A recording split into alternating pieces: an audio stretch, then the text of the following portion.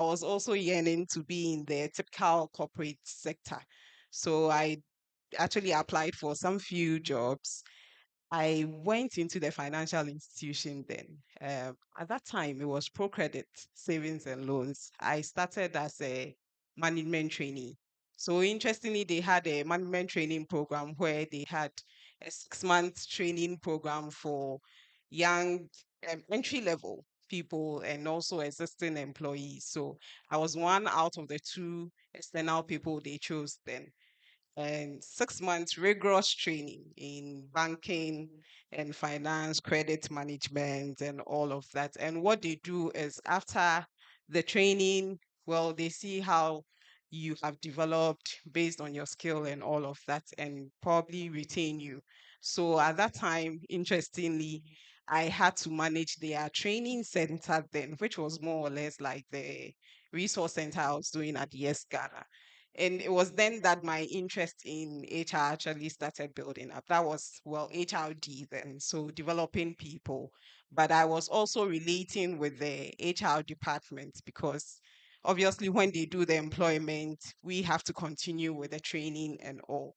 So I did this for some few months, and honestly, I wanted to practice HR because I could see what the HR people were doing. I could see when it comes to recruitment, dealing with people, making sure the people at the workplace are comfortable and are well motivated to do the job. So an opportunity came. That was when I went to Relief International to work as the HR. And honestly, I started with no prior training in HR because if you all listened, I read, and I don't know if there's anyone here who attended University of Ghana. So our humanities courses. So I read geography and political science. No connection with HR, but that was where I wanted to be. So I started and then enrolled in the Institute of Human Resource practitioners then. So that was when I started my level 1 and 2. Along the line, I got married, gave birth, and decided to pause. But that is how my HR Wow. career actually started. Wow. Wow. That's a really it shows a lot of the steps that you already took. Already there was some decision making at the start of your career already. But I just want to find out, looking at some of the conversations that we've just had so far around you starting in development work, even at some time, at some point you had to pack in the finance sector, do something a little bit there. Um, was there a point whilst you were doing all this, if I can call it soul searching, career path development, was there a point where you started thinking, oh, this HR crowd that I've chosen, have I made a wrong decision? Was there a point where you were having doubts? And even if you did, can you share how you managed to push through some of those doubts to still be able to be here today? Yeah. Sure. Thank you. Definitely. There's been a lot of times. Even now, still I have some doubts sometimes that am I in the right profession? First off, the doubt was, oh, why didn't I go to law school? What am I doing here? And then there are days when it gets quite tough. And I was telling Nathan, dealing with people is very tough. We come with our own dynamics and our own issues. So, yes, there are times where you have to take very strong decisions. People usually say HR is about hiring and firing. And the part of HR I don't really like is when we get to that part where you have to fire. Mm. And of course, it comes with the job. Sometimes you have to go through some disciplinary issues. You have to either terminate someone's appointment or dismiss someone. And this is someone's daily bread. And so those aspects of it is not so nice, Yeah. but it comes with the job. I've had an experience in my career where we lost one employee on the job, and that was also quite Wow. tough because we had to deal with the family, and as HR you had to lead the Yeah. team in some of these issues, so quite tough. But then what actually gives me the joy to wake up every morning and go to this job is knowing that you are helping someone. I've had occasions where people are actually acknowledging you help someone find a job, you help someone probably through a promotion. So they are earning some good salaries, or you help develop a person. And for me, I love to see people grow. Mm. I love to see young people grow.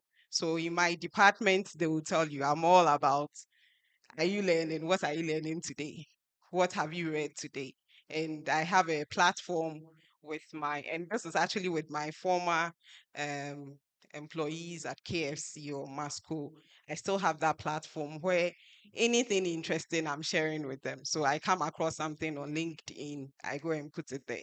And I actually had to force them even open LinkedIn accounts and make use of it. And that's what gives me joy. So Yeah. when someone approaches me and say, Madam, that discussion we had, now this is where I am. And I'll push you. You have to go back to school. If you are just from senior high school, you've been working, you have to go back to school.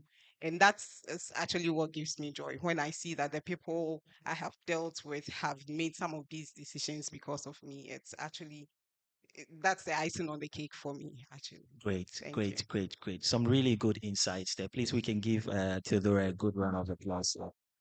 Um, yeah, yeah. So whilst Theodora was speaking, I couldn't help but think about the fact that even making the decision to go into HR in itself came with its challenges, right? It came with its difficulties. It came with a lot of considerations. I was making notes about you talking about strong decisions, right? What would you advise young people watching us and the young people that are here today about, you know, how to make that career decision? Like when you want to make that career choice, how to make that decision that you think, what are some of the things you should look for in probably choosing that career path like you did at some point in your career? Yeah. Okay, thank you.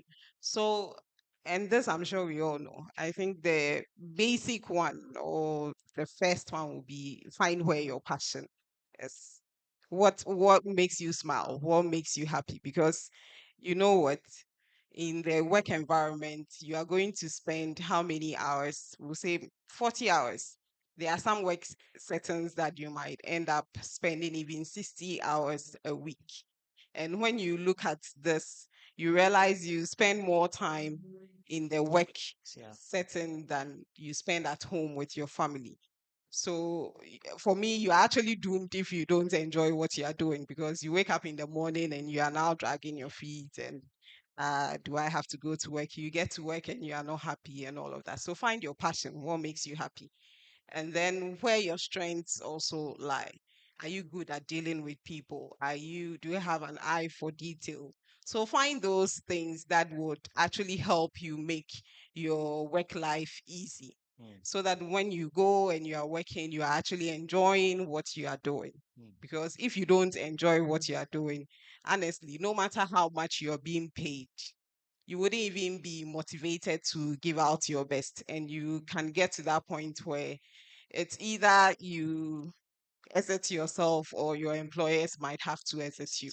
yes. So, first of all, find your passion. What makes you smile in the morning? What makes you happy when you are either you are in a trotro going to work or driving your own car? At least you should be excited, and you shouldn't get to that point where you are not at work and you're already watching the time to see if it's 5.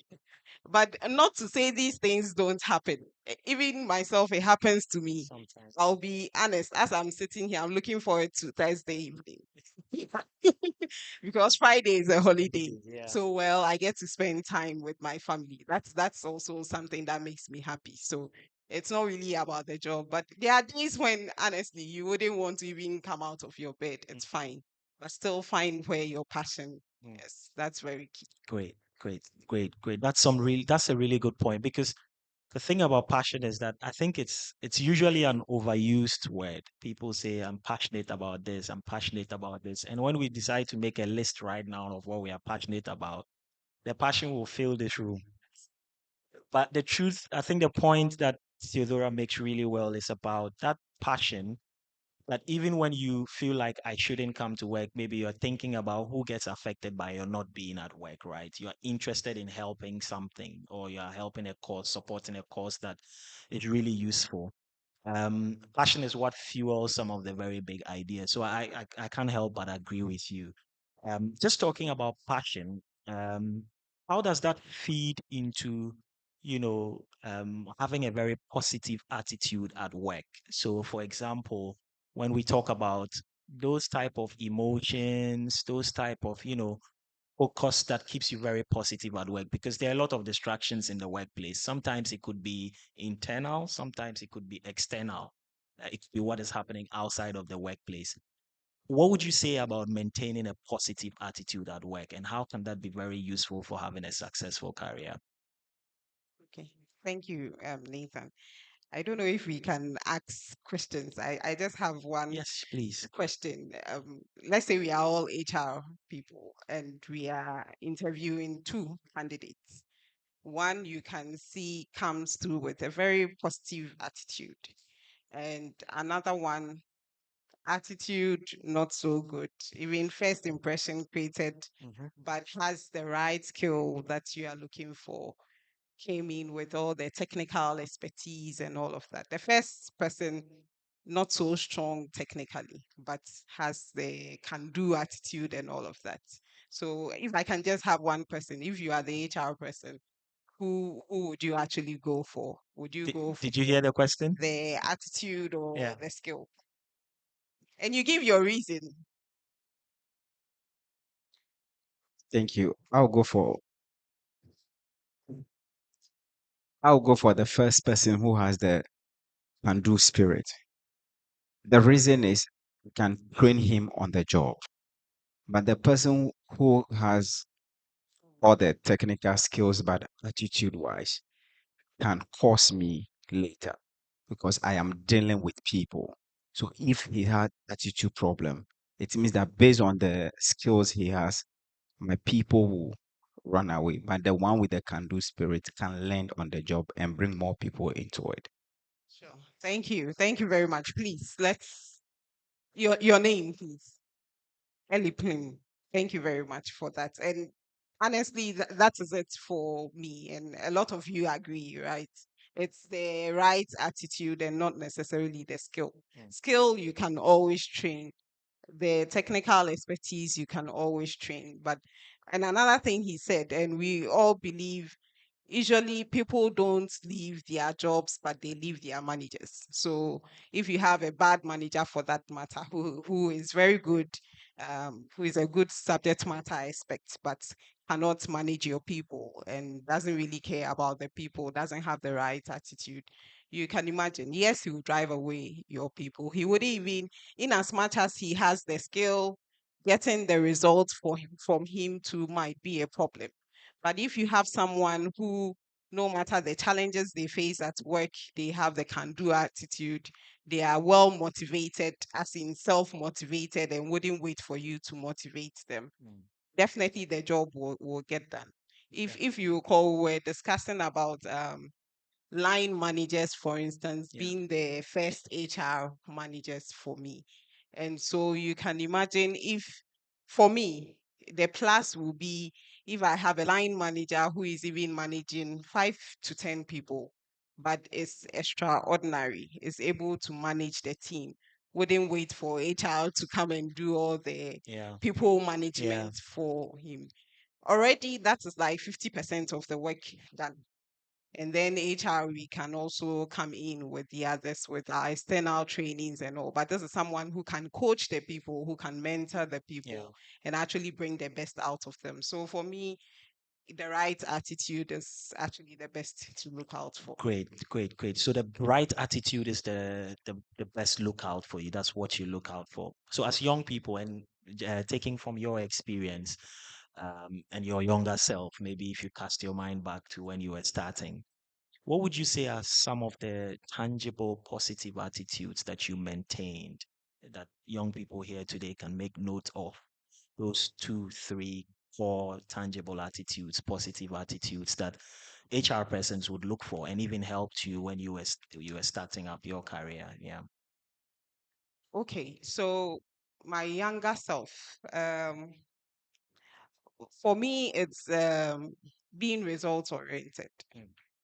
So whichever way, no matter how big the tax is, I always like to see the bigger picture in terms of how we would feel like to be able to achieve. And so, whatever I have to do to ensure that I am getting the results, I will. Even if I don't know, I will still take on the task and see it through. If it means waking up at dawn and reading around or asking questions and all of that. So, yes, being result oriented. And then also, well, goal driven is still the same.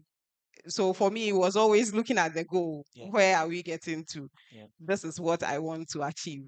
Whatever I need to do to achieve it. So if I, like I said, if I have to learn more, ask questions, Yeah.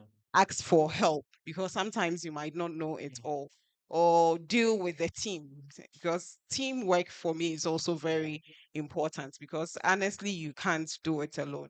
You might have some strength, and another member of your team, no matter if the person is even the boss or a subordinate, they might also complement you with some of the strengths they have. So and that is actually me. I like dealing with all the people so we can at least put our strengths together to get the work done.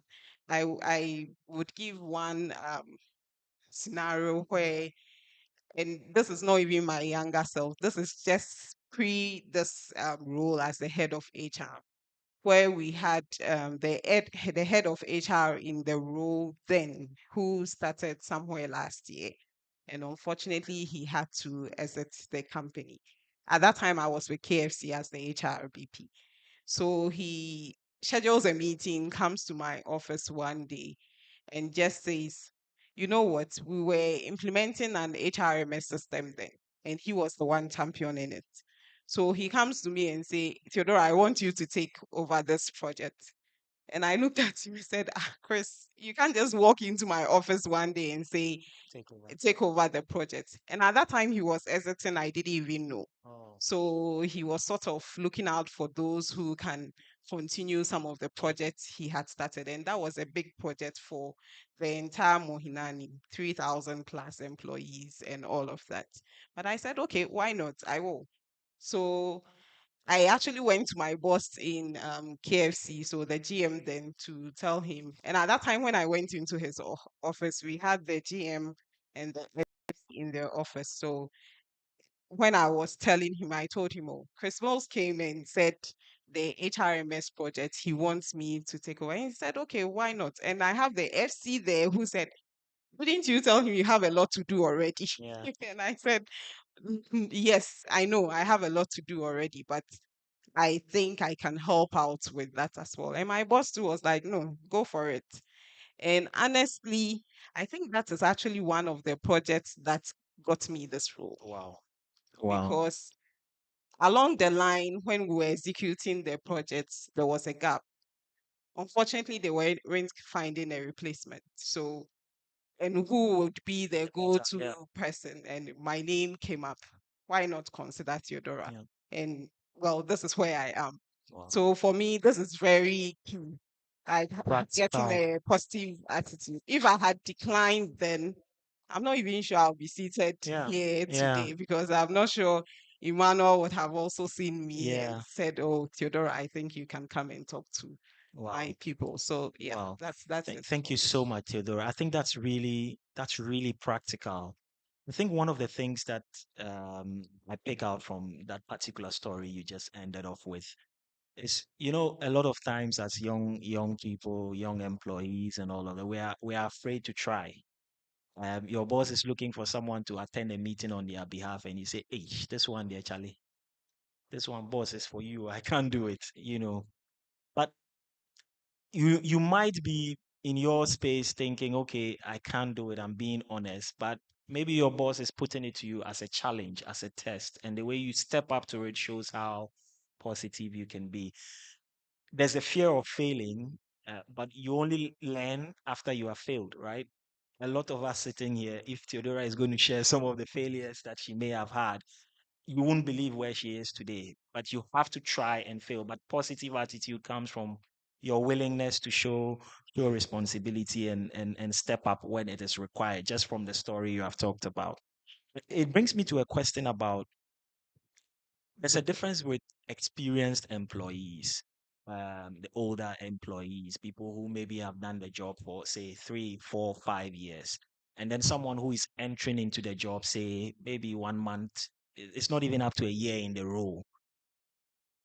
It can be overwhelming, especially when it's a very fast-paced environment and all of the demands are high. How do you encourage such young uh, um, employees or young people who actually even want to transition into work to stay positive as they enter into the challenging environment of work? Yeah. Okay, thank you. So, like you said, obviously there's a difference between the experienced employee who has done the work over time. Yeah. And I always say a lot of the skills we have, we build it over time. You can't just start and be successful, like Nathan said earlier, or you can't just acquire the skill. It comes with time. So my advice to young people who want to venture into the world of work would be, okay, so this is when you have actually gone into the world of work, ask questions, seek for feedback. Even if the feedback is not so good, it's all these not so good feedback or criticisms that would actually make you a better person. So once you find yourself there, and also acknowledge there are seniors in the role already, Mm. like in the legal profession, you know how they revere their seniors. Senior So colleagues. the learned colleagues, there are ranks. So if you just enter as a first time or a first year lawyer, obviously they have to give respect to those who have been there for some time. Mm. Unfortunately, you don't really see that in the up and coming Gen Zs, Mm. and they come into the world of work and they think they know They know it all. already. Yeah. But well, I can't fault you. It comes with the generation Yeah. also. But no, ask questions if you are not sure of anything. And for me, that is the team that I would actually warm towards and would want to train, Mm. because you see them and it's obvious. You see them in your office every time. In the morning, they are there asking you. Some of the questions might not be too relevant, but it's good. You see how curious they are Exactly. to know. And so, someone like that, I would also want to train, I would want to mentor. And then seek for feedback. Like I said, it might not be so good, but it builds you. Yeah. I've had very strong feedbacks from some of my bosses. Thank you. Honestly, I've had times when I am in my office and I feel like crying. Yeah. Like, so the career has not been so smooth. Yeah. But then I go back home and make sure if I'm coming back in the morning, I'm coming back a better person. Yeah. Wherever didn't go well, I go and read, I go and ask questions and come back and make sure I do it better. Mm. So for me, it's key. They are experienced people, learn from them. They have a lot to give. Even if you are not finding, find probably a mentor or a coach somewhere who can also help you in your career. And obviously programs like these also help. And now you, even if you are not privileged to attend these ones, you'll find a lot of them on YouTube. You find a lot of, just put it in AI. Yeah. Now I do that a lot. You won't believe, even my Yeah. mails Yeah. sometimes, AI, let's see what you get me Yeah. from this, and you learn. Yeah. Next time you'll be better. So all the avenues you can use to be a better person, utilize them. Thank you so much, Theodora. Please let's give it. Yeah. I can see we are enjoying some of the points that, or all of the points that Theodora is currently making. So the three key things that I picked out was seek feedback. When you're starting off, you should seek feedback about the work that you're doing. Acknowledge experience. When you go and you know that somebody has done the job, ask questions, right? And then mentorship is also really key. Yeah. Theodora, thank you so much. Um, so that sets the tone for another conversation we want to have around goal setting. Because I think one of the things that affects some of the career choices that we make is we're not measured in how we set our goals. You start from one before you get to 10. So two, three, four, five, six, those baby steps, as I like to call them, How did you approach setting goals in your career? What were some of the targets? Were you looking at long-term targets? Were you looking at short-term, medium-term? But how were you planning your goals for your career that young people can learn from this evening? Okay, thank you, Nathan. So I'll be honest, I didn't really start with setting goals. Some of the things just came to me. Mm, But then when it did, now I had to also take a step back and yeah. start setting goals for it. So, like I said, I started the job with Relief International as an HR before I even thought about going to school to acquire that HR knowledge and skill. And so for I had to do that immediately. When I started, I had to enroll. So that was like the short term goal for me. And then long term, I knew definitely I had to go and get an MBA, and because what I wanted to do. And another thing that I spoke about moving from development was I realized I needed to create a niche for myself. I don't even think I'm there yet. But as I said, I want to be at that point where maybe when they talk about HR practitioners in Ghana, my name will come up. Wow. So that was it for me. And that is, even as I said, it's still long That's term. the bigger goal. Exactly. Yeah. So, but the short term goals will be, so what courses do I need to do to get to that point? Who do I need to talk to get to that point? And I'll say something very key. We are human. I don't want my interaction to be that I know it all. Honestly, I don't. But something that I used to tell myself and I think has helped was, so when we look at, I'm going to use the Google Map scenario, and that's something I always tell myself. When Google Map is giving you directions, right? And you get to that point where you are stuck and it's reroute. So that is something I've always done for Mm, myself. mm, So mm. I get to that point where I see that, okay, this is not working well for me. It's fine, let's find another strategy. let's Yeah. let's do it differently, because there's a saying, you can't do the same old things and expect the same results. Yeah.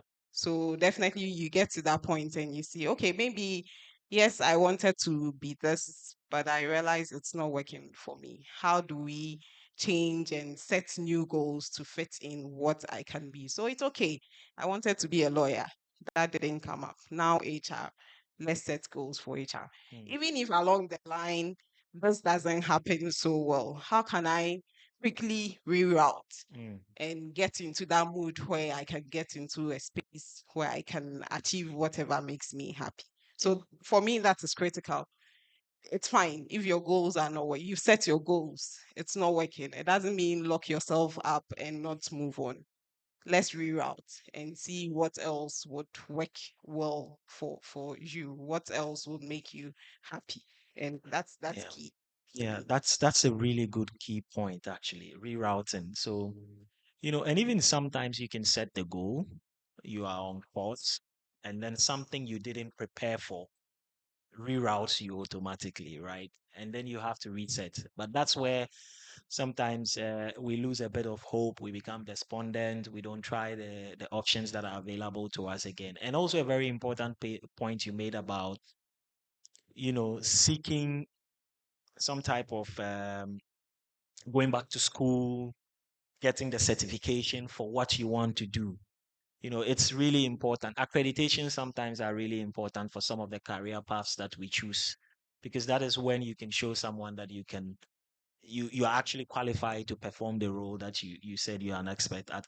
That's a really good point. And so in terms of those difficult moments where goals don't pan out the way we expect them to pan out, we've talked about positive attitude. We've talked about how we can actually even set the goals. But what are some of those things that you think um, can help you focus, right, on the vision, the big picture? You are stuck. You've taken a career decision, or maybe you've taken a step to make that next step, and it hasn't happened, and you're stuck. What are some of the things that you do to motivate yourself to be able to help you push through those particular blocks? Yeah. Okay. So it's good you actually mentioned to motivate yourself, Yeah. because I always say motivation is from within. Honestly, you can't. Someone else cannot come and motivate. So you have to first of all be a self-motivated person. You have to know your vision or your goal, or what is your philosophy, what do you want to achieve. And if it doesn't probably turn out well, you still have to stay focused, because in this world I always believe that there's no one way to get to that success or to that point where you want to get. So if when we're young, there's a poem we used to say that if at first you don't succeed, what do? We try again, right? So yes, definitely try again. I think once we are still living and we are alive, there's always hope. So motivate yourself. I've had occasions like that when I feel, how do I move on and all of that. But hey, I'm always the one who wake up in the morning Yeah. and I'll say I'll put on my red lipstick and show up, Yeah. no matter how disastrous the previous Just the day opposite. was. And sometimes, no matter how things are going on in probably my private life, and I try to keep my private life away from my corporate Yeah. life. Sometimes things are going on, and but you still have to show up. Maybe that morning you have a very big presentation and all of that. You can't say because of your family issues you won't show up. Yeah. So show up, lift your head high, and make sure you actually give out your best. And that's is it for me.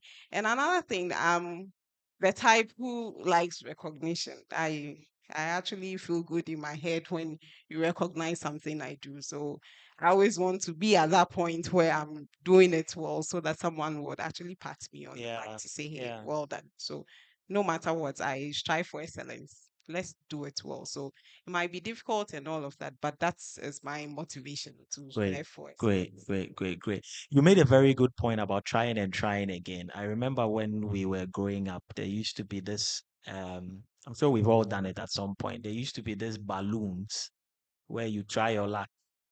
Sometimes you go and try your luck and you get a very small balloon, right? Very tiny one. Sure. Does it prevent you from going the following day? Absolutely. No, you keep going till you end up getting a balloon that makes you satisfied. So when you were talking about try again, I remembered my childhood. And sometimes you get the balloon and you cry because the amount of money you've invested in getting that small balloon. So that reminds me. So I think it's a very practical case of how you should put it. If you're doing that for those balloons, how about your career? Trying. When you fail, you still wake up and try again. Thank you so much for those points.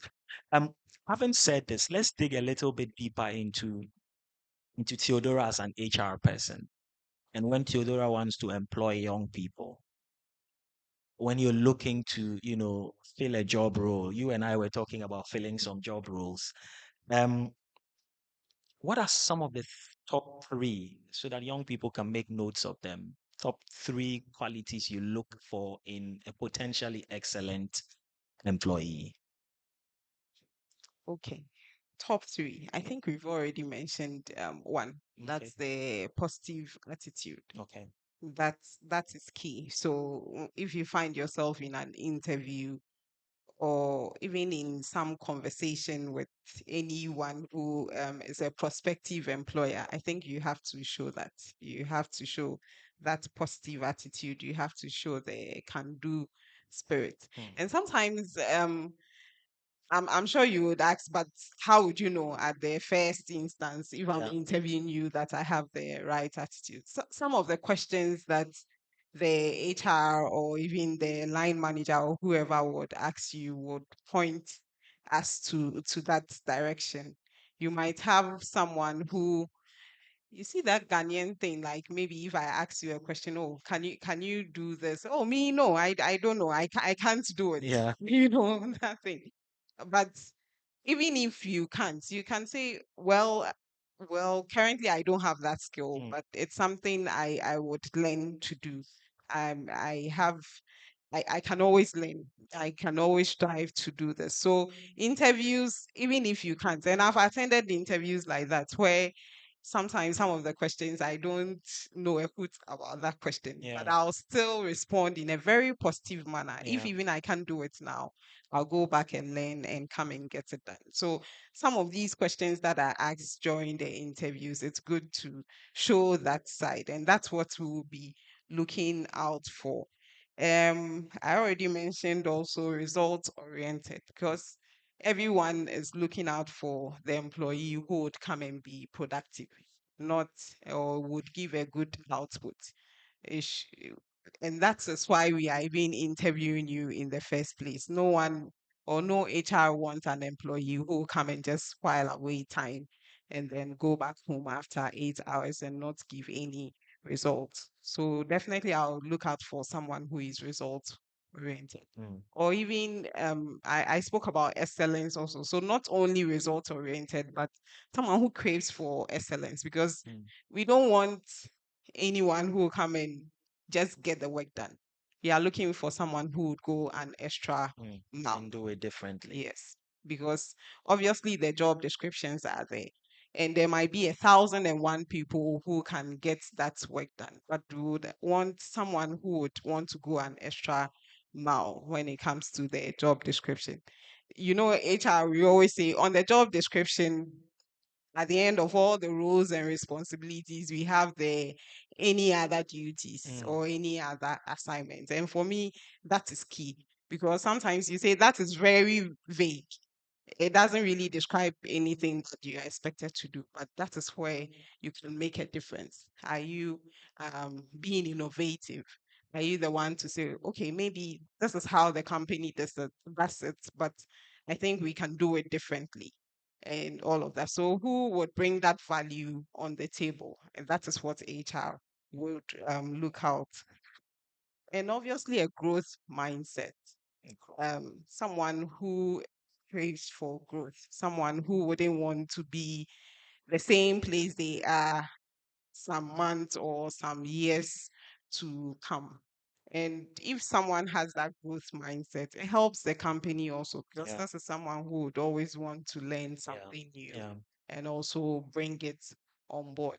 So honestly, personally, these are the things, These are the three things. the three things Someone I who would shows a look out for. positive attitude, result oriented, excellence, and then you threw in a bit of the growth mindset there.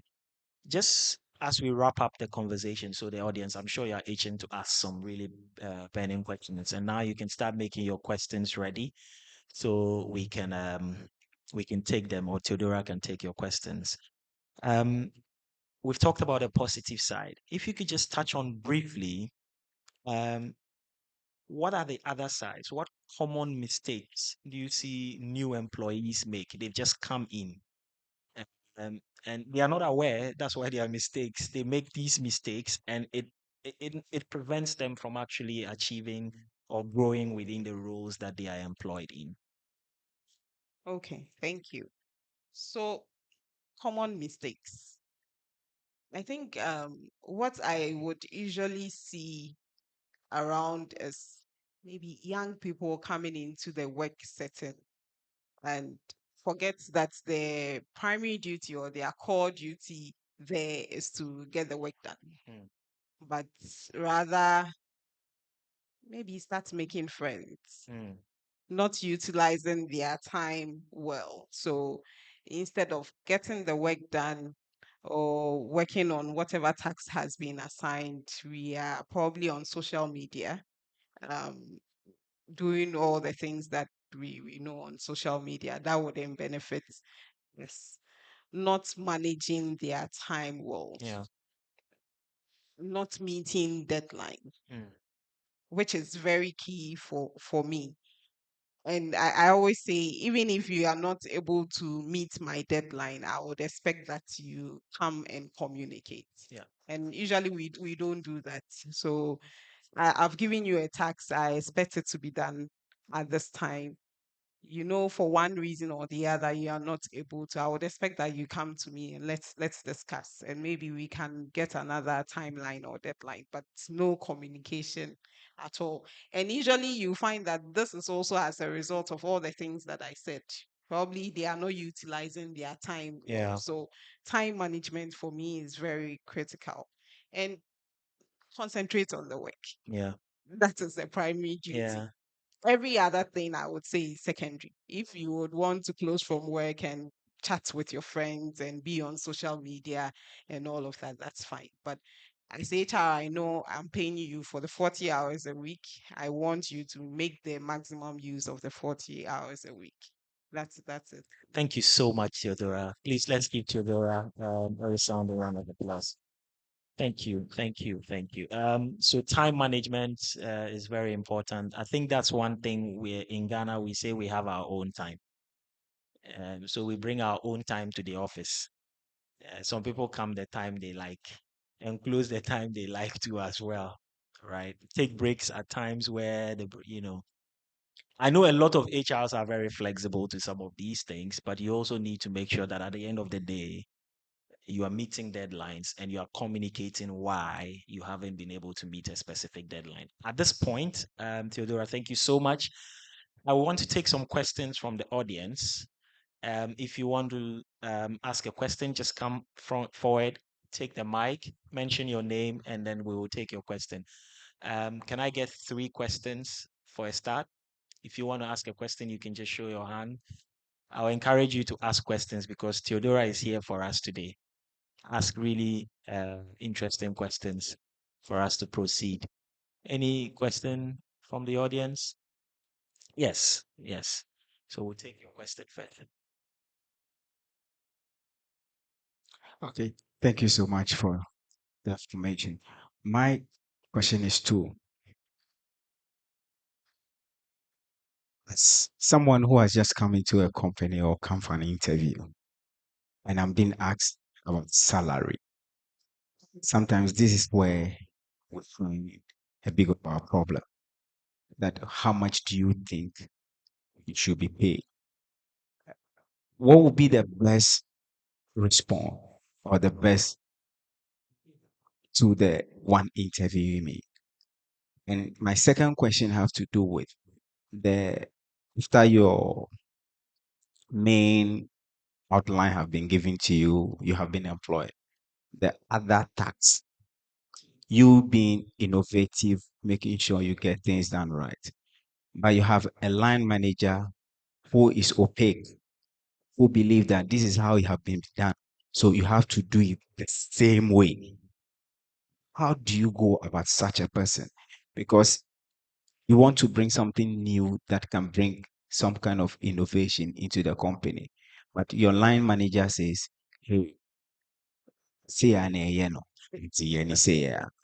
What do you do? Thank Great. you. Thank you so much. Those are good questions. Let's take a few more. Is there any other question? Any more questions? Yes, please come forward. Yes.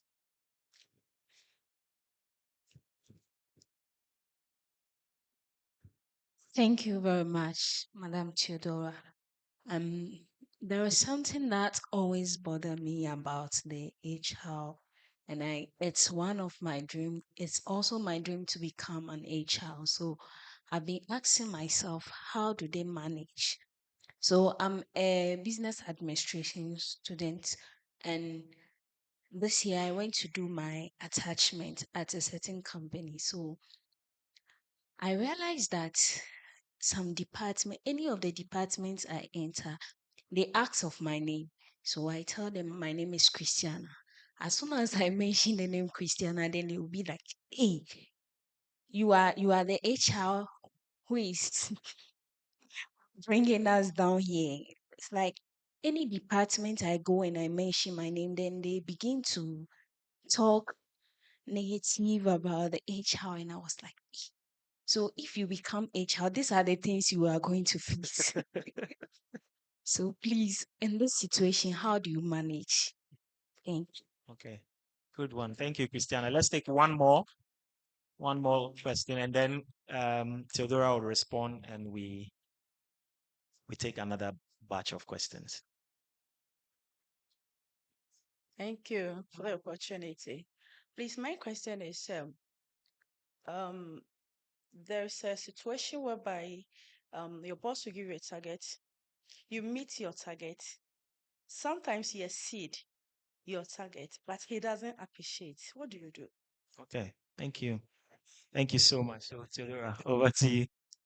Your name, please. Sorry. Bridget. Okay, thank you. Okay, we have early print here. Okay, so we start with the question on the salary. How do you respond? Mm. This is actually a tough one, even for me as HR, because usually you see when you read around and all of that, they would say it's not usually the best to give any salary during interviews, because you wouldn't want to show that maybe you are there for the money or your expectation is so high. Maybe the company is offering so little, so that might actually mar your chances of getting the job. But I have a different take when it comes to that. Mentioning the salary that you think you are worth is sometimes quite important. It actually shows that you know your worth. What I would advise usually is going for an interview, do a bit of research in that. It might be entry level, yes, but then you can ask around the role you are interviewing for. What is usually the salaries that are paid for that role? So do some benchmarking and then at least go into the interview informed. Yes, you can say, well, you are okay with the range that the company gives, or you think the company has a salary structure in that role, you will be okay with the grade that comes with the role. But if you ask me, I would say do your research and then actually quote what you think you are worth. For me, it wouldn't be a deciding factor. If you came in and we realized that you have the right skill, you have the right attitude, I don't think the salary you quote would actually help me make a decision. Mm, But at least it will shows me that you know your worth. yeah.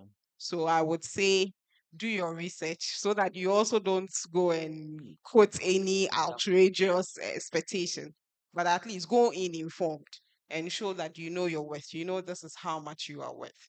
And I also say this because I have gotten to that level where I realize that we have some employees who probably at the point of negotiation were not able to negotiate good salaries and Yeah. perks for themselves.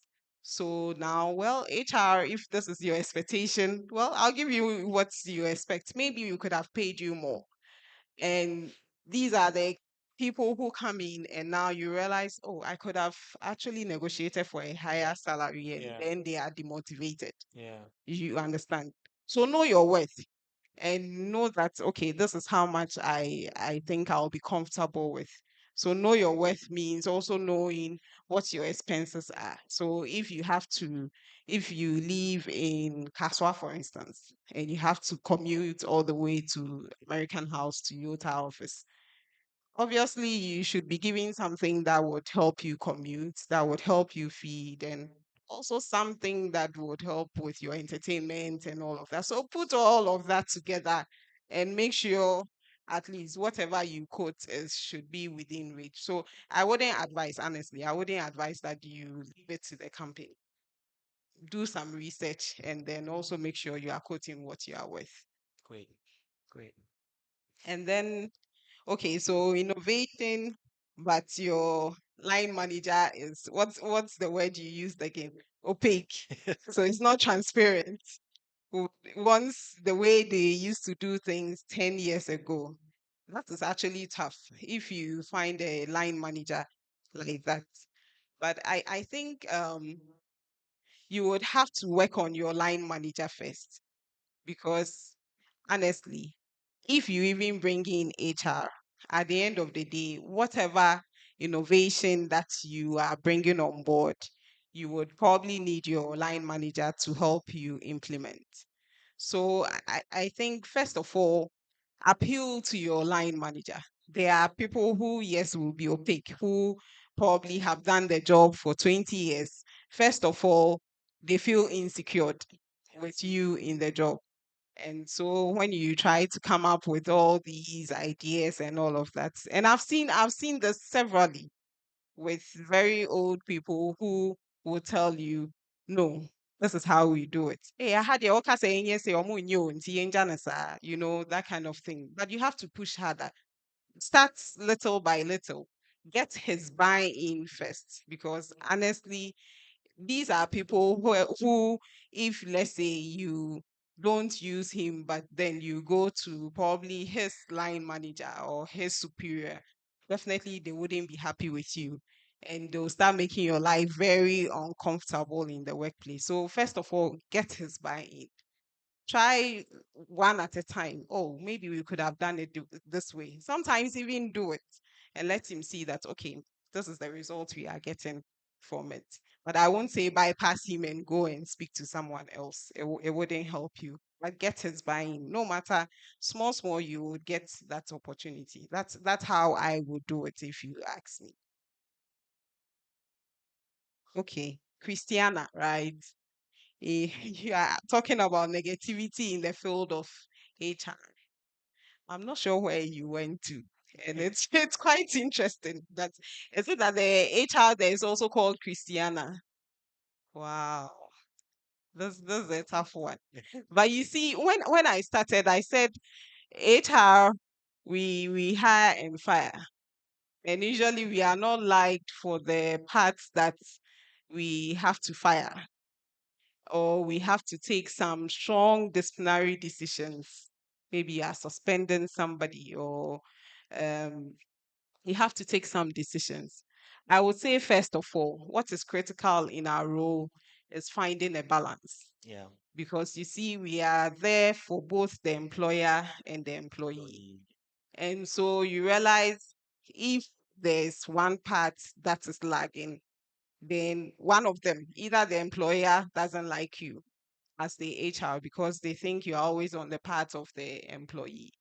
Or if you are always championing what the employers also want to do, then the employees also don't like you because they always think, oh, HR, you can't on you say, I know about on who cry. And they always say, this one, HR, you always get that backlash from the employee. So find a balance because you are there for the employer.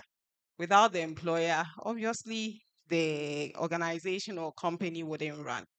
But then the employer also needs to know that without the employee, you can have all the nice edifice and all the plants in the factories and all of that, but you also need the human beings to get the work done. So HR, you always need to find a balance. If you even get to that point where you are firing someone or you are taking very strong decisions, I also believe in communication and transparency. Mm. You have to be transparent about it. For employees, you have to communicate to them. Find that platform where you are telling them the reasons why management is taking certain decisions. You know, in life, sometimes you can actually get people to go the path you want to go without really um, letting them know that this is what I'm doing. So the influence, a leader actually influences people. So find a way where you get everyone to go there, but they are doing it and not really blaming anyone. But it starts with communication and getting the buy-in. So make sure you are also open.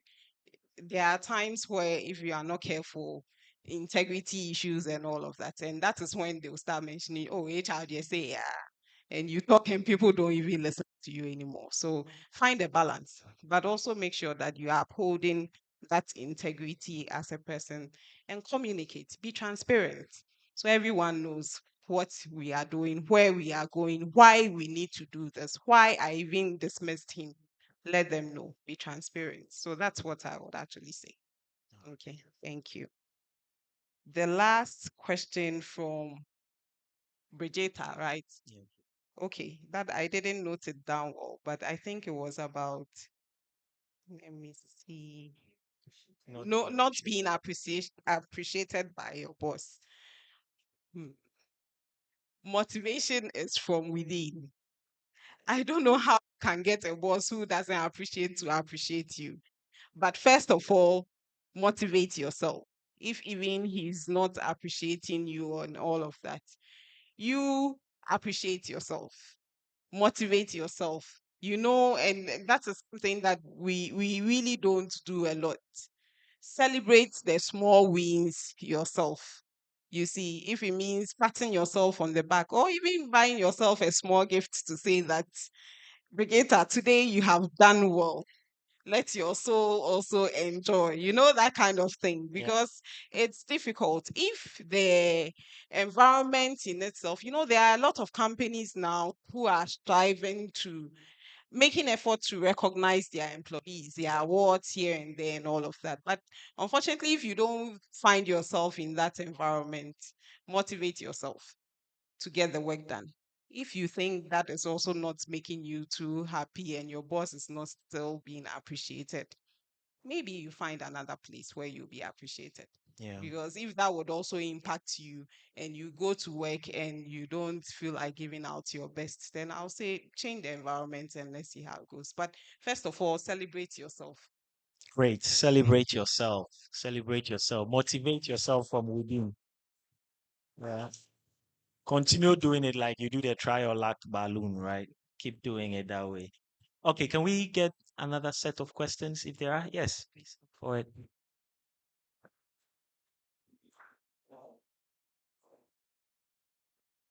Thank you. Madam Theodora, my question is, I'm Henrietta. Yes, please.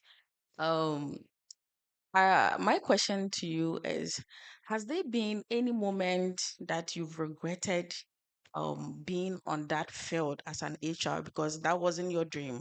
Yeah.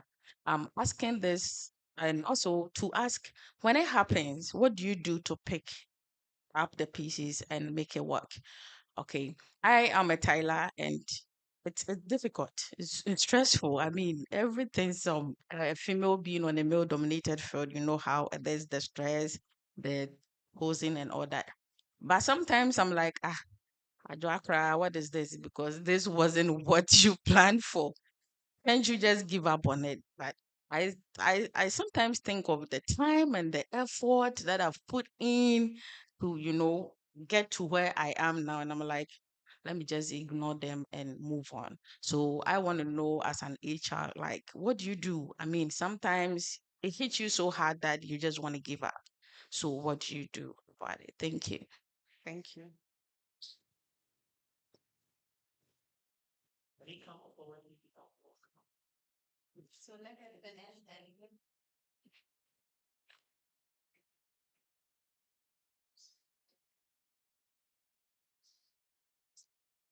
Hello, my name is Marian, and thank you so much, Mr. Dora, for sharing your story with us. So, my question would be, I know you're an HR for over 3,000 people because you mentioned that. How do you build like a resilient team? Like maybe 3 ways that you've been able to build a resilient team. Yeah, that'll be my question. Thanks.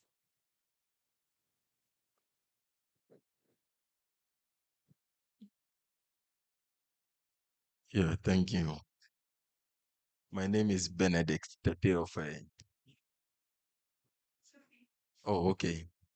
And my question is, you sometimes go for an interview and you agree on a salary amount, and they give you maybe probation for 6 months. But after 6 months, you are still receiving the same probation salary. How do you go about that? Yeah. That's my question. Thank you. Let's take one last question. Would you want to take a fourth one, and then we take a last round of questions.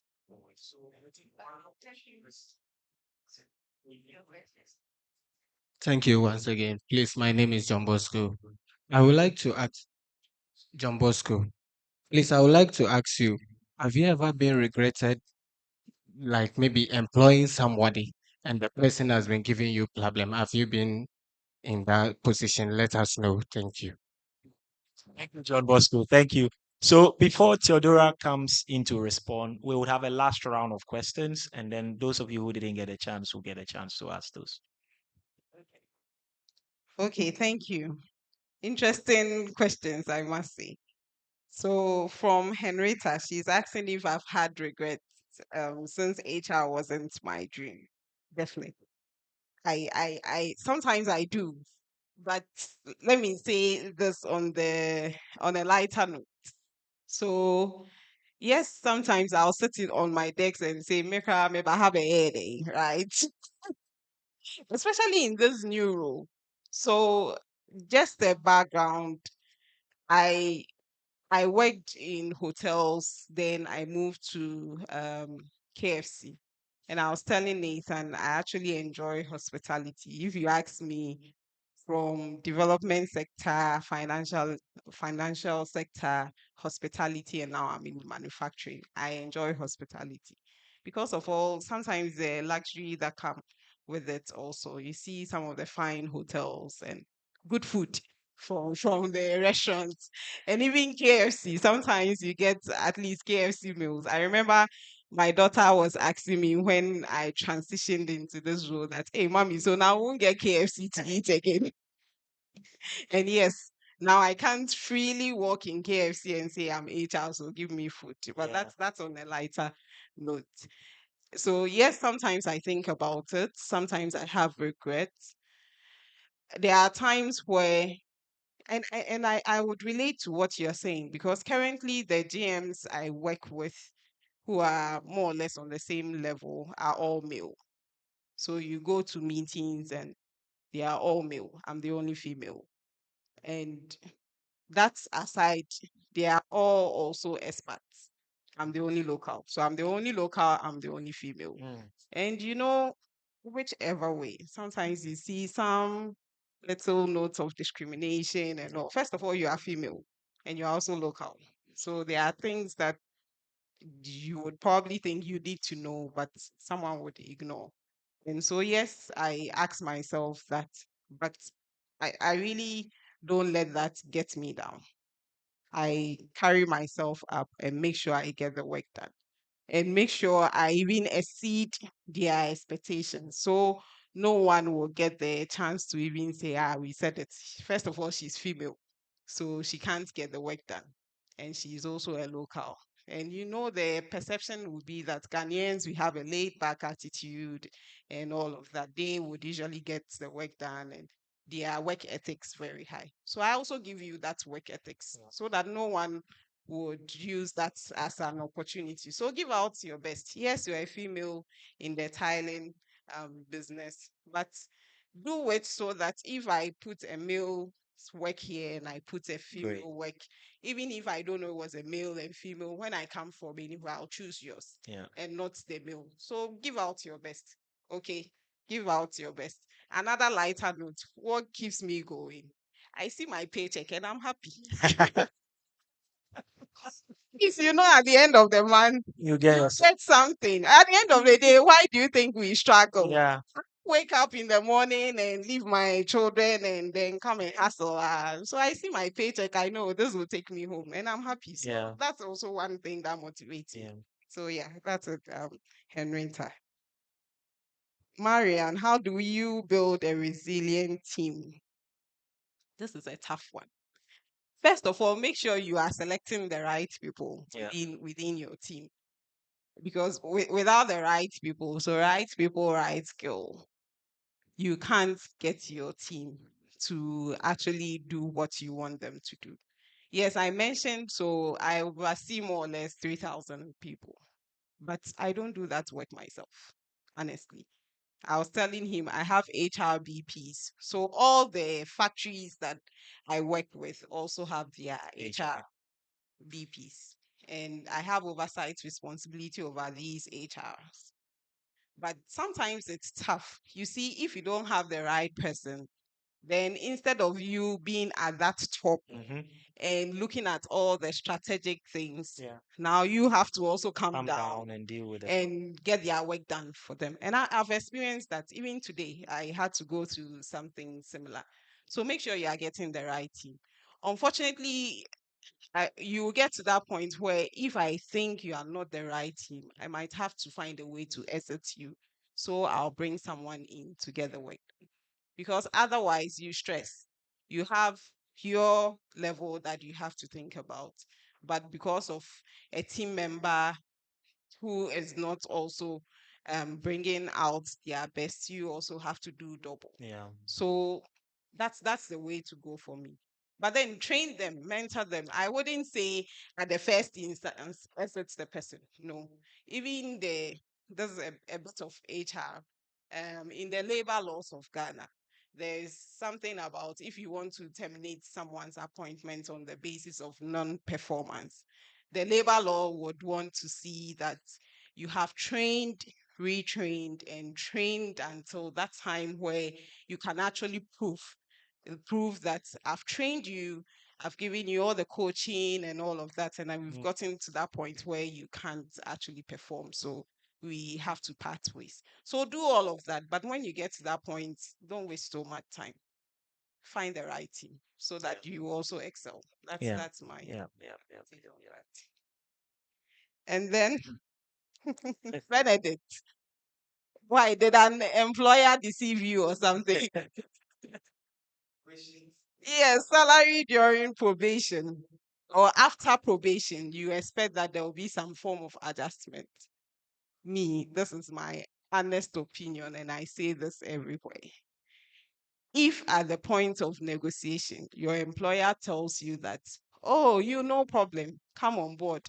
After probation, we'll adjust your salary. Don't accept it.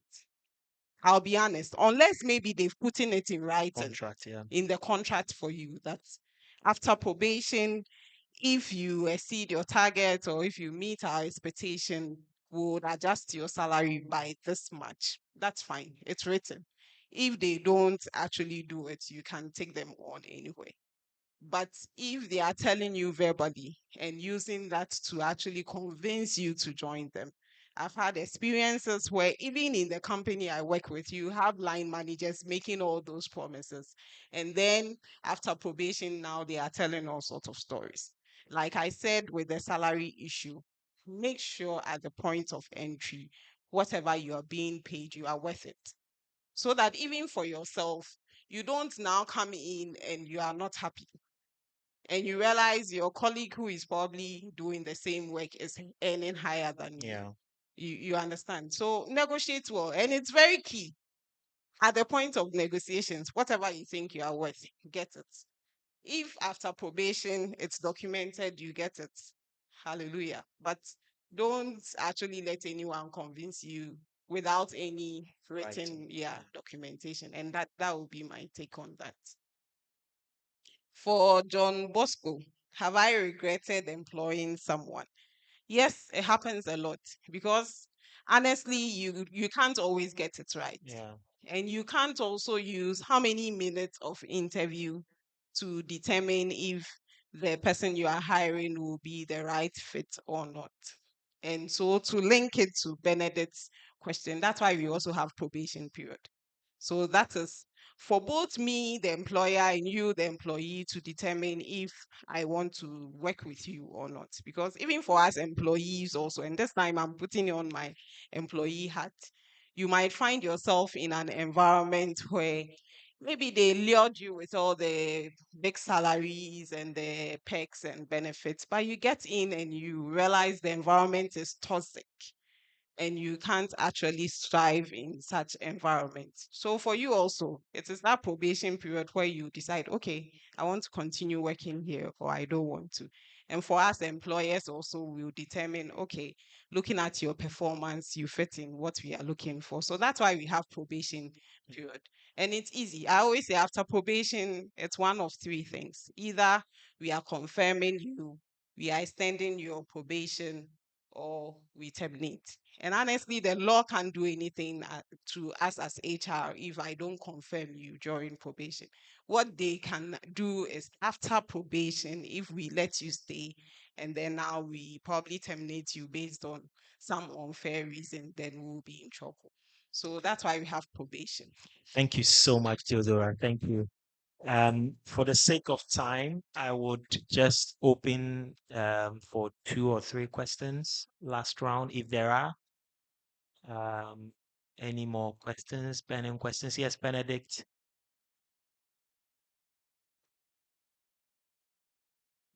Yeah, thank you. Would you advise me to join a company without an HR? That's my question. Okay. Yes. Can we get different people who want to ask questions first? Let me give the chance to someone who hasn't spoken, if there is. If not, okay, John Bosco, and then you can also have your question, right? And then we will close the question segment and wrap up. So John Bosco, and then you come. Please, I would like to ask again, how many financial challenges have you had as an HR? That's even for me who is not an HR, that's a tough one. Okay. My question have to do with anytime we want to employ, we want 5 year experience, 2 years experience. But I just came out of the university. How do I get those experience to come and serve you if you are not ready to train me to get that experience? I just came out of school and you are demanding 5 years experience. HR, please help me. All right, thank you. All right, Theodora, over to you. I think we actually saved the best for last, because this one, yeah, I'm not sure. Yeah. Okay, Benedict, would I advise you to join a company without an HR? Why not? For me, if the company actually um shares in your vision or your philosophy, you think that's where you want to be. Um, because not every company would actually require an HR. Yeah. I've worked in smaller companies. I started with Yes Ghana. I said that. And Yes Ghana, we had Emmanuel at that time. We had Michael, who was a finance person who made sure our salaries are paid. We had Adwa, myself, and a few volunteers. We didn't need an HR because of the size of the company also. But trust me, our salaries was always going on time. We never had issues with salaries. SNET was being paid, taxes was being paid. If I go to my SNET account now, I still have Yes Ghana with all my SNET deductions intact. So some of the smaller companies might not necessarily require an HR. I said already that for me, the line manager is even a bigger HR than the HR manager himself or herself, because they deal with you, the employee, directly. So if the company shares in your philosophy, the environment is good. You realize whoever the employer is ensuring that whatever the HR would have done in the absence of HR is still being done. They are training you, the opportunities are there. Why not? Honestly. But you see, as the companies also grow, definitely it gets to that point where there is the need for HR. But even that, we have some HRs who really don't make any impact. We have some HRs who are just probably rubber stamp and will just follow what the employer wants Yeah. to be done. Is that the kind of HR? So if you say, "Oh, this company has As an HR, so HR, yeah, I'm joining the I'm joining the company," you would have regrets. Meanwhile, if you had joined company A, you wouldn't have issues. So for me, it's really not the basis to decide if you would want to work with this employer or work with that employer. Hey, this question. John Bosco, where is he? John Bosco's question. Have I had financial challenges personally? It's an HR. I still, in fact, I need some clarification. As in the company I work with. Okay, I've actually worked with a company where we had some financial challenges and had to struggle with paying employees. So along the line, I actually paused in my career. So after the GWASH project, it was a project 4.5. I decided to hold on. I gave birth to my second child, so decided to wait. And then when I thought she was old enough to go to school, I came back into corporate. Unfortunately, the institution I got to work with was an investment company. And you see, at that time and along the line, I think when SEC even did their cleanup, they had to dissolve that particular company. It was a good company, getting customers and all of that. But along the line, Ghanaian owners, we get complacent. So started investing the customers' money in other ventures, in real estate and all of that. And we get to that point where customers are coming in and they are not able to get their investment and all. So definitely for us employees too, it was a struggle. So we had to decide 70% this month, 60% this month. And you, HR, you have to explain to your people why they are not getting, knowing very well it's through no fault of yours. Actually, I also hesitated because it was becoming tough at a point. So there was no need staying there and explaining what someone else is doing, which you are not even benefiting. So I've had that experience before. And so what I would advise is usually look for those red flags because I think I saw it, but I ignored. Company setup, everything good. Company cars that was branded, CEO is using like one of the flashy cars and all of that. But we should have also known that most of the customers, all of those was customers' money. And like I said, it was dissolved by SEC because of some of these issues. So sometimes it's good to look out for some of these red flags before you join a company. I didn't do 1 year, but I had to leave. So yes, I've experienced that before. Yeah. Hmm. How do we get if we are asking for 5 years experience and 2 years? 2 years is even very minimal. 10 years experience. Okay, so this is my take. Two things. I'll talk as the employer.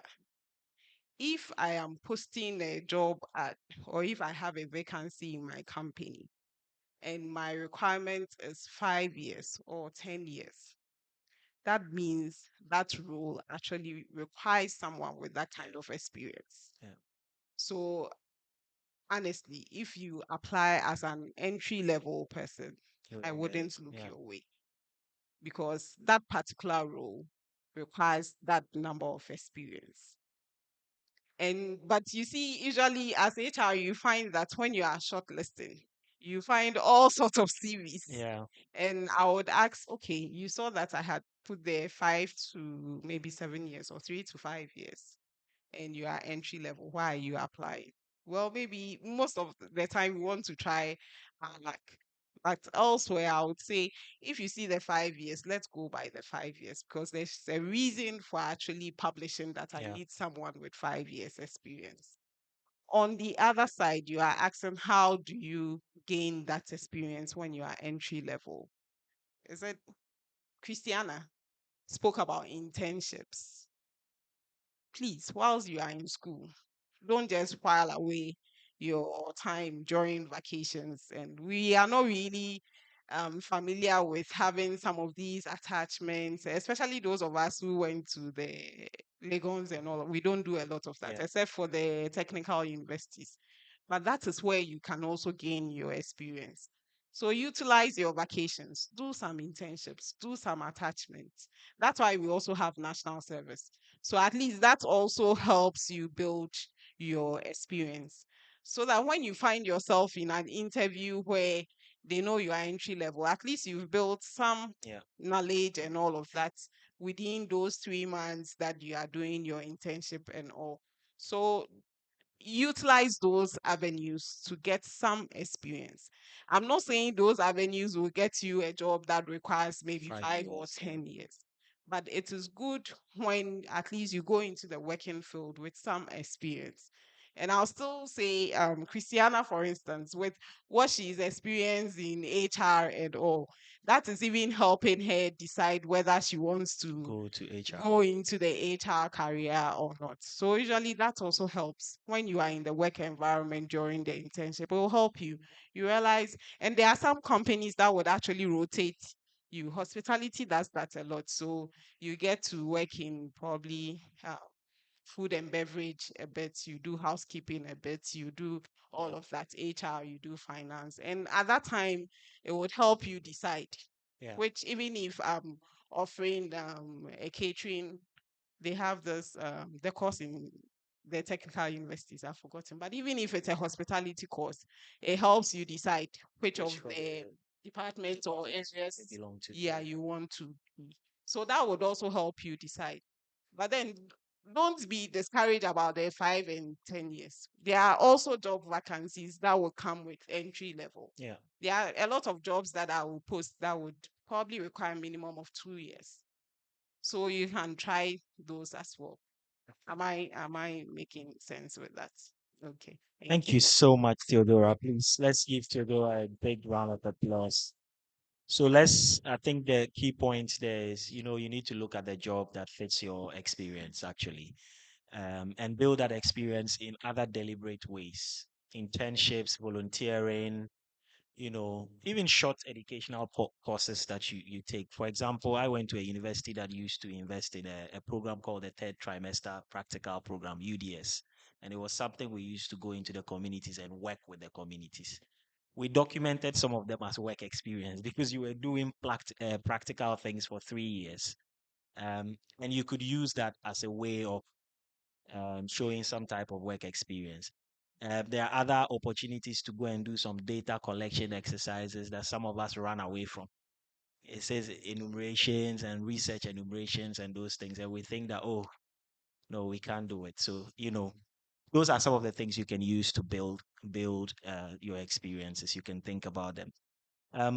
So let's give Theodora another round of applause. Yeah. At this point, we're climaxing our conversation. Theodora, I would just want to ask one last thing. Throughout the whole conversation, some of the points we've discussed and all of that, what one piece of advice or what one thing do you want to leave our young people with this evening before you take your seat? What would be that one thing as an HR professional for young people preparing to take on the world of work? What would be that one thing you want to leave with them? Okay, thank you, Nathan. So for me, one thing, maybe not necessarily as HR, but even as a Yeah. human being for our personal growth, um, career-wise, or even in life, wherever we find ourselves, it's actually dependent on us and no one else. So we say the power is in your hands, right? You have the power to determine the career path you want to go, how you want to live your life, and all of that. For me, you don't rely on anyone. So, all the things we have spoken about this evening, it's dependent on you. Even when we live here, it's actually up to you to decide if you utilize anything Yeah. you heard here, or you just say, oh, it was one of those talk shops, so I put it somewhere and go my way. So after this, the power is in your hands. If you would stay positive, if you have that positive attitude, if you are going to set your goals, whatever you do, it is you and no one else. I can't come and change you. I can come and try, probably do some of these things with Yota, Nathan, they can do all that they can. But if you would even succeed or get anything done, it is you and no one else. So that's it. Thank you so much. Thank you so much, Theodora. Thank you. Please, we can do better for Theodora. Um, um, yeah. I think I can't, on behalf of the young people that are here and on behalf of Utah, say a very big thank you for sharing these experiences and really impacting in us some rich, practical information that we wouldn't have gotten.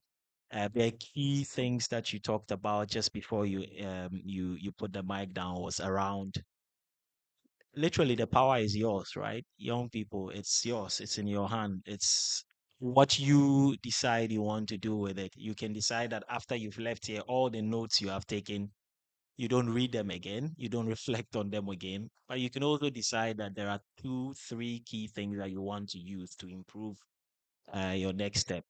I always say, and just like Theodora, you've also said, I always say, young people, we are ready, right? And the way we show our readiness is in the steps that we take. What do we do next? What do we do next? What do we do next? It doesn't take, you don't just become who you want to become overnight. You need to take some really deliberate steps to before you can actually get there. So Theodora, thank you so much for having this conversation with us, and we're really grateful for your time with us this evening. Thank you. Thank you, Nathan. And thank you. I like the interactive sessions and all of that.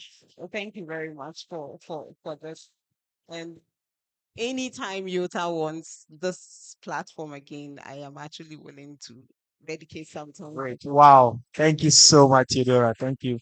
On that note, I would invite Constance to come and take you through the rest of the show. Thank you.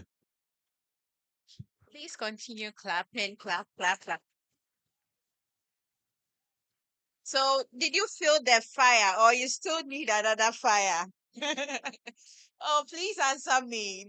Did you feel the fire? I mean, this is another level of heat. Yes, so thank you so much, Theodora. Thank you, Nathan. And thank you, everyone, for making time. So we have specific groups here. Let me see the Youth Association executives. Please give us a wave. Okay, let's clap for them for making it. Okay. And we have our past getting to participants here. Please give us a wave. Oh, that's so impressive. Okay, and we have other Paceway um members here. So if you are not part of the youth in construction and the other groups, okay, then we have micro enterprise. Is there anyone from micro? Okay, so please let's give them. And we have other people who join in as guests. So yeah, so thank you, Marianne. So she's actually one of our Skills Hub clients. We appreciate your presence, and she's an HR. She's a very big woman, so yeah. Okay, so we have a little token for each and every one of us, just to, I mean, calm the heat from the chat. Welcome to the Skills Hub co-working space. Let me show you around. First, let's sign in at the front desk. Remember, security is priority. Now that we have access, let's go in. Meet the Skills Hub associate here to make your experience exceptional. Check out our comfortable workstations and cozy seating areas. These shared workspaces are perfect for you and your team to work in collaborative harmony. Bored? We have just the thing, a mini library to refresh your mind and get your creative juices flowing. We also have private offices perfect for high-focused work. With your convenience in mind, we offer printing services to ensure you have everything you need for a productive day. Chill out and unwind between tasks at these comfortable and inviting seating areas. Have a special event coming up? Then don't look past this vibrant event space, complete with state-of-the-art sound system. This event space can be dynamically set up to suit any occasion. Lastly, our meeting room affords you a private and conducive environment to hold all your important meetings with the added choice of a smart TV and web camera. Not forgetting our high-speed internet, a standby power plant, and 24-hour security. The Skills Hub also offers special services and trainings including soft skills, curriculum development, digital skills, mentoring and coaching, financial literacy, entrepreneurship, job search skills, policy advocacy and engagement, youth sector development, among others. What are you waiting for? Come to the Skills Hub co-working space today.